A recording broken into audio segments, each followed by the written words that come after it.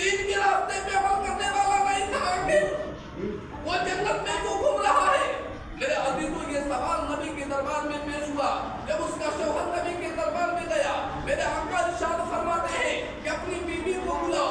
जब वो अपनी बीवी को लेकर के गया तो मेरे आका इरशाद फरमाते हैं कि ऐ नौजवान सुन, तुम्हारे ससुर का कोई ऐसा नेक अमल नहीं था जिसकी वजह से अल्लाह उसे बहिश्त अता फरमाए।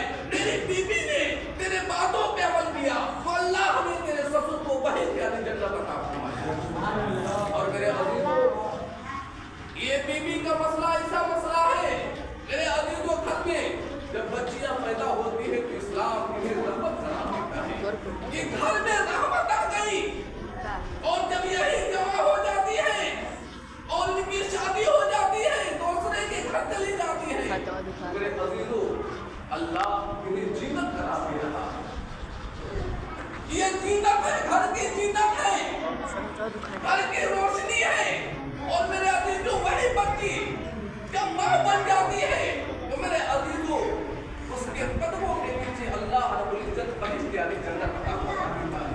यानी अल्लाह ने औरतों और बच्चियों का इस्लाम में जो मकामत फरमाया है, ऐसा मकामत फरमाया है कि मेरे अजीजों, अगर औरतें नमाज की पाबंद बन जाएं, अगर औरतें कुरान मुक़द्दसा से मोहब्बत करना शुरू कर दे, मेरे अजीजों, अगर वो जिसके हक में हाथ उठाकर के दुआएं करना शुरू कर दे, अल्लाह उनकी दुआओं को कबूल फरमाएगा।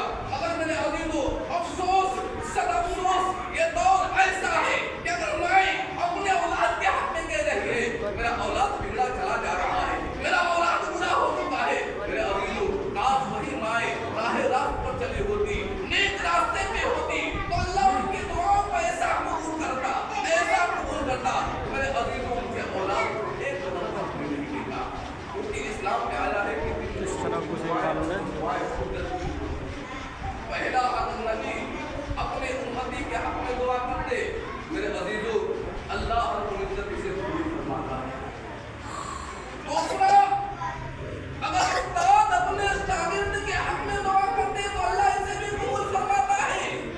तीसरा, अगर माँ अपने औलाद के हक में दुआ करते तो अल्लाह इसे भी कबूल फरमाता है। मगर मेरे अजीजों, अफसोस, सद अफसोस, हमारी औलाद की माएं जमाने की गफलत में ऐसे सोई हुई है कि अल्लाह से गाफिल है। और मेरे अजीजों, अल्लाह कुरान मुक़द्दसा में इरशाद फरमा रहा है, या अय्युहल मुज़म्मिल कुम अल-लैला इल्ला क़लीला निस्फ़हु व इंक़ुस मिन्हु इल्ला क़लीला। यानी ऐ मेरे बंदे, रात की तारीकियों में जब ओढ़ लिया करो, बिस्तर ओढ़ लिया करो, तो तुम मुझसे कुछ बातें कर लिया करो, कुछ मुझसे गुफ्तगू कर लिया करो। मगर मेरे अजीजों, औरतें रात की तारीकियों में अल्लाह रब्बुल इज्जत से बातें नहीं करती, अल्लाह से गुफ्तगू नहीं करती, अल्लाह से क्रिया निजामी नहीं करती।